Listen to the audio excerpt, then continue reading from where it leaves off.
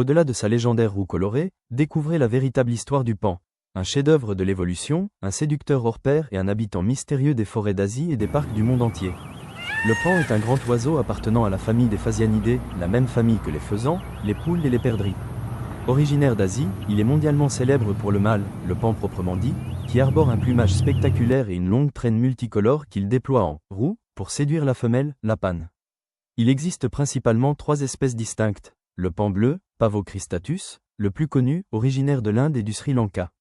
Le paon vert, Pavo muticus, plus grand et aux teintes plus vertes et dorées, originaire d'Asie du Sud-Est, actuellement menacé à l'état sauvage. Le paon du Congo, Afropavo congensis, plus discret, vivant dans les forêts tropicales d'Afrique centrale. Comment vit-il? Habitat et mode de vie naturel. Dans la nature, les paons sauvages vivent dans les forêts tropicales, les zones broussailleuses et les prairies ouvertes d'Asie, souvent près de points d'eau. Grands percheurs. Bien qu'ils passent le plus clair de leur temps à marcher au sol, ils volent lourdement mais avec agilité pour se percher haut dans les arbres la nuit afin d'échapper aux prédateurs terrestres, comme les léopards ou les tigres dans leur habitat d'origine. Régime alimentaire. Le paon est un animal omnivore et opportuniste. Il se nourrit principalement de graines, de fruits, de pousses végétales et de fleurs. Il complète son alimentation avec des insectes, des araignées, des mille-pattes, des petits amphibiens et même des petits reptiles, y compris des serpents venimeux, qu'il chasse activement.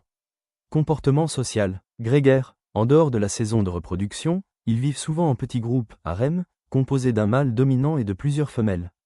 Sédentaires, ils ne migrent pas et restent sur leur territoire tant que les ressources alimentaires et l'eau y sont abondantes.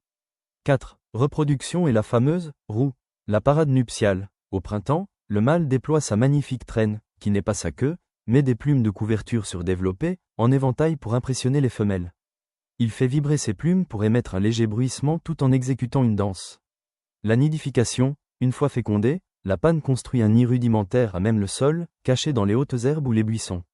Elle y pond généralement 4 à 8 œufs qu'elle couve seule pendant environ 28 jours. Les petits, les paneaux, sont capables de marcher et de se nourrir presque immédiatement après l'éclosion.